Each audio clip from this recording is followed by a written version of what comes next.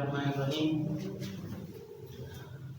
10th class biology chapter number 1, बिल्कुल first chapter, और इसका नाम है गैसियस एक्सचेंज। उर्दू में आमतौर पर इसको गैसों का तबादला कहते हैं। मुख्तसर हम इसकी डिफिनेशन इस तरह कर सकते हैं कि exchange of gases between the body of organism and their environment. Organism की बॉडी और इसकी एनवायरनमेंट, माहौल के दरमियान गैसों का जो तबादला होता है, आमतौर पर उसको गैसियस एक्सचेंज कहते हैं। लेकिन अगर हम कंप्रहेंसिवली इसकी डिफिनेशन करें तो इसके कंप्रहेंसिव डिफिनेशन और जामिया डिफिनेशन कुछ इस तरह है कि exchange of gases, respiratory gases, oxygen and carbon dioxide between their body, organism body, internal environment इसको कहा गया है, in which tissue life and their external environment in which organism life is called gaseous exchange। ये definition एक Jamia definition है। इसमें बहुत कुछ चीजें मौजूद हैं कि exchange of gases, respiratory gases, organism की बॉडी और इसके एनवायरनमेंट के दरमियान रेस्पिरेटरी गैसेस के एक्सचेंज को गैसियस एक्सचेंज कहते हैं। रेस्पिरेटरी गैसेस ऑक्सीजन और कार्बन डाइऑक्साइड को कहते हैं। ऑक्सीजन और कार्बन डाइऑक्साइड को रेस्पिरेटरी गैसेस इसलिए कहते हैं कि ऑक्सीजन और कार्बन डाइऑक्साइड ये दोनों रेस्पिरेशन के दौरान, ये दोनों अमल तनफ्फुस के दौरान इस्तेमाल होते हैं। ऑक्सीजन गैस यूज होती है और इसके रिजल्ट, इसके नतीजे में carbon dioxide as a by product पैदा हो जाती है। तो इसलिए इस दोनों को रेस्पिरेटरी गैसेस कहते हैं। खास तौर पे ये दोनों इस्तेमाल होते हैं रेस्पिरेशन प्रोसेस में, तो इसलिए इसको रेस्पिरेटरी गैसेस कहते हैं। इस डिफिनीशन में है कि आमतौर पे ऑर्गेनिज्म की दो एनवायरनमेंट्स हैं, दो माहौल है उसके, एक को इंटरनल एनवायरनमेंट और दूसरे को एक्सटर्नल एनवायरनमेंट कहते हैं। अंदरूनी माहौल और बैरूनी माहौल। इंटरनल एनवायरनमेंट उस एनवायरनमेंट को कहते हैं the environment in which tissues of organism live is called internal environment. वो माहौल जिसमें ऑर्गेनिज्म के टिश्यू रहते हैं तो इसको इंटरनल एनवायरनमेंट कहते हैं, उर्दू में इसको अंदरूनी माहौल कहते हैं। और दूसरा है एक्सटर्नल एनवायरनमेंट, बैरूनी माहौल, यानी the environment in which organism life itself is called external environment, यानी वो माहौल जिसमें ऑर्गेनिज्म बजाते खुद रहते हैं उसका एक्सटर्नल एनवायरनमेंट है। तो ऑर्गेनिज्म की एक्सटर्नल एनवायरनमेंट और इंटरनल एनवायरनमेंट के दरमियान जो रेस्पिरेटरी गैसेस एक्सचेंज होते रहते हैं, इस अमल को गैसियस एक्सचेंज कहते हैं। यानी वो अमल, वो प्रोसेस जिसमें ऑर्गेनिज्म की इंटरनल एनवायरनमेंट और इसकी एक्सटर्नल एनवायरनमेंट के दरमियान, यानी टिश्यू, बॉडी और एक्सटर्नल एनवायरनमेंट के दरमियान जो रेस्पिरेटरी गैसेस एक्सचेंज होते रहते हैं, तो इस किस्म की प्रोसेस को कहते हैं गैसियस एक्सचेंज। गैसियस एक्सचेंज को समझने के लिए और इसको जानने के लिए ये तीन टर्म्स, ये टर्मिनोलॉजी ये जानना बहुत जरूरी है। एक है respiration, gaseous exchange itself and breathing. ये तीन वो प्रोसेसेस है, वो अवामिल है जिसके जरिए हम समझ सकते हैं कि किस तरह एनवायरनमेंट और ऑर्गेनिज्म की बॉडी के दरमियान गैसियस एक्सचेंज होती है। तो फर्स्ट इसमें है रेस्पिरेशन, उर्दू में इसको अमल तनफ्फुस कहते हैं आमतौर पे, और इसकी डिफिनीशन इस तरह है कि the oxidation reduction process during which organic food molecule यानी glucose is broken down and energy is released is called respiration। वो अमल यानी वो ऑक्सीडेशन रिडक्शन प्रोसेस, वो तकसीदी व तखफीफी अमल जिसके दौरान ऑर्गेनिक फूड मॉलिक्यूल की ब्रेकडाउन हो जाती है, ग्लूकोज की ब्रेकडाउन हो जाती है, और इस ब्रेकडाउन के नतीजे में कार्बन डाइऑक्साइड और एनर्जी पैदा हो जाती है। तो इस किस्म के अमल को कहते हैं रेस्पिरेशन। ऑक्सीडेशन और रिडक्शन को जानने के लिए मुख्तसर ये 3-4 बातें हैं, इसको समझ लें, इसके समझने की कोशिश करें, आपको खुद बहुत समझ आएगी कि ऑक्सीडेशन और रिडक्शन क्या है।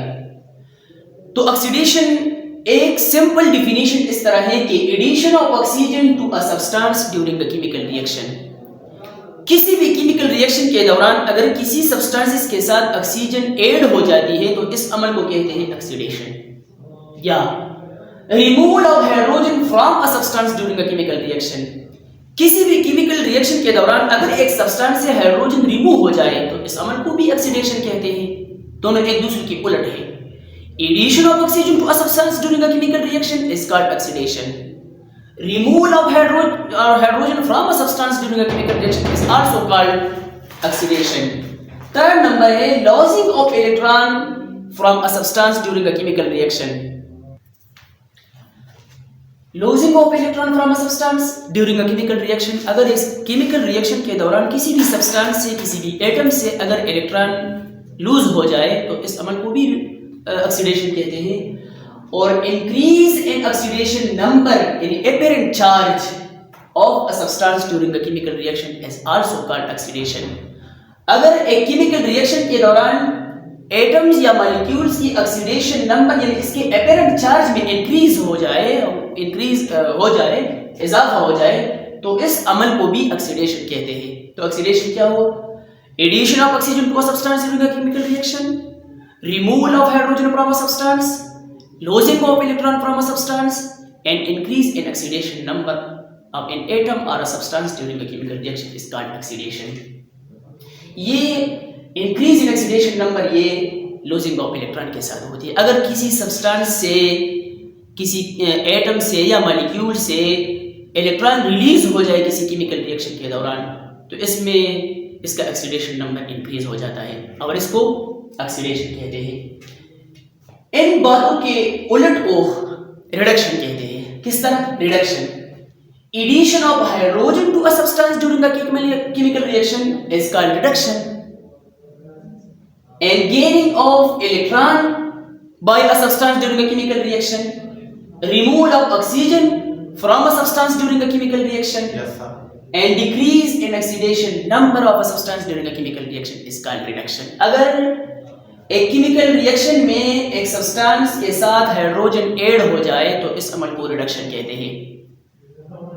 यानी ऑक्सीडेशन में हाइड्रोजन रिमूव हो जाता है और रिडक्शन में हाइड्रोजन ऐड हो जाता है एक सब्सटेंस के साथ। Removal of oxygen from a substance. अगर एक केमिकल रिएक्शन के दौरान एक सब्सटेंस से ऑक्सीजन रिमूव हो जाए, रिलीज हो जाए तो उसको भी रिडक्शन कहते हैं।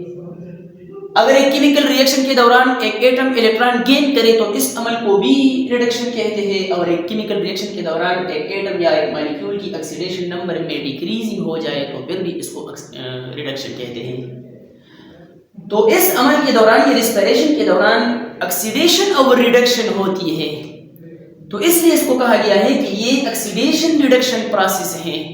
इसमें ऑक्सीजन ऐड हो जाते हैं, हाइड्रोजन रिमूव हो जाते हैं, या हाइड्रोजन ऐड हो जाते हैं, ऑक्सीजन रिमूव हो जाते हैं। तो इसलिए इसको कहा जाता है कि the oxidation reduction process during which organic food molecule यानी glucose is broken down and energy is release is called respiration. इस रिएक्शन पर आप गौर कर ले कि ये ग्लूकोज है फूड मॉलिक्यूल, इसके साथ ऑक्सीजन कंबाइन हो जाते हैं एरोबिक रेस्पिरेशन में तो ग्लूकोज मॉलिक्यूल की ब्रेकडाउन हो जाती है और इसके नतीजे में carbon dioxide, water and energy ये पैदा होते हैं। ये ग्लूकोज की फार्मूला है। इसके साथ 6 मॉलिक्यूल ऑफ ऑक्सीजन कंबाइन होकर इस मॉलिक्यूल की ब्रेकडाउन हो जाती है और इसके नतीजे में 6 मॉलिक्यूल ऑफ कार्बन डाइऑक्साइड और 6 molecule of water and energy release in the form of ATP adenosine triphosphate. इस रिस्पिरेशन के इस जामिया डिफिनीशन को और इससे ये रिजल्ट हम अखज़ कर सकते हैं कि oxidation of food molecule at cellular level is called respiration. खलवी लेवल पर, सेलुलर लेवल पर अगर फूड मॉलिक्यूल की ऑक्सीडेशन हो जाती है तो इस अमल को रेस्पिरेशन कहते हैं। मिसाल के तौर पर ये मॉलिक्यूल, खुराक की ये मॉलिक्यूल ये सेल में मौजूद होती है और सेल में इसके साथ ऑक्सीजन कंबाइन हो जाती है तो इसकी ऑक्सीडेशन होती है और इस ऑक्सीडेशन के नतीजे में इससे कार्बन डाइऑक्साइड रिलीज होता है और इससे वाटर और एनर्जी रिलीज होता है in the form of ATP. तो इसलिए हम कह सकते हैं कि oxidation of food molecule at cellular level is also called respiration. और इसी भी मुख्तसर डिफिनीशन हम इस तरह कर सकते हैं कि obtaining of energy from food, खुराक से, फूड से एनर्जी को ऑब्टेन करना, खुराक से एनर्जी को हासिल करना, इस अमल को भी हम रेस्पिरेशन कह सकते हैं।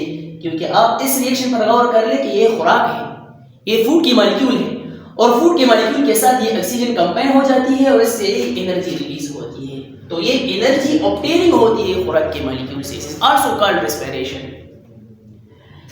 जनरली रेस्पिरेशन की 2 टाइप्स है, aerobic respiration and anaerobic respiration.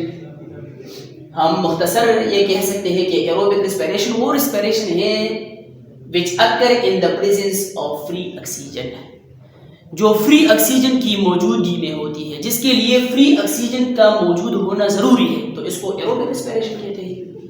और anaerobic respiration in the absence of free oxygen, जो ऑक्सीजन फ्री ऑक्सीजन की गैर मौजूदगी में होती है, तो इसको एनारोबिक रेस्पिरेशन कहते हैं। रेस्पिरेशन प्रोसेस के दौरान oxygen is required and carbon dioxide is release as by product. ये बात ज़हन नशीन करनी चाहिए कि रेस्पिरेशन प्रोसेस के दौरान ऑक्सीजन मॉलिक्यूल की रिक्वायरमेंट ज़रूरी है। ऑक्सीजन रिक्वायर्ड होती है ऑर्गेनिज्म को एरोबिक रेस्पिरेशन में, और इसके नतीजे में carbon dioxide as a by product इसमें पैदा होता है। तो ये ऑक्सीजन ऑर्गेनिज्म कहाँ से हासिल करते हैं? बाहर एनवायरनमेंट से। और इसमें जो कार्बन डाइऑक्साइड पैदा हो जाए तो ये कार्बन डाइऑक्साइड एनिमल्स के लिए पॉइजनस है, ये एनिमल्स के लिए वेस्ट है, तो ये रिलीज करते हैं एनवायरनमेंट में। तो एनवायरनमेंट से इसके बॉडी में ऑक्सीजन गैस का अंदर जाना और कार्बन डाइऑक्साइड एनवायरनमेंट में रिलीज होना, ये गैसियस एक्सचेंज है in the form of respiration process. Respiration is a continuous process through out life. ये जिंदगी में किसी भी लम्हे के रुकावट के बगैर ये होते रहते हैं मुसलसल हर एक ऑर्गेनिज्म में। So it's mean that oxygen is required for every organism, specially aerobic organism. जितनी भी एरोबिक ऑर्गेनिज्म है तो इस ऑर्गेनिज्म के लिए रेस्पिरेशन प्रोसेस के लिए ऑक्सीजन की ज़रूरत होती है, और इस ऑक्सीजन के नतीजे में जो रेस्पिरेशन प्रोसेस हो जाए और रेस्पिरेशन प्रोसेस में जो कार्बन डाइऑक्साइड पैदा हो जाए तो वो कार्बन डाइऑक्साइड एनवायरनमेंट को रिलीज हो जाता है। तो रेस्पिरेशन में बेसिकली एनिमल्स ऑक्सीजन यूज करते हैं बाहर एनवायरनमेंट से, अंदर एनवायरनमेंट में वो ले जाते हैं, और इसके नतीजे में जो कार्बन डाइऑक्साइड पैदा हो जाए वो कार्बन डाइऑक्साइड माहौल को रिलीज करते हैं। तो ये गैसेस एक्सचेंज होती है ड्यूरिंग रेस्पिरेशन प्रोसेस।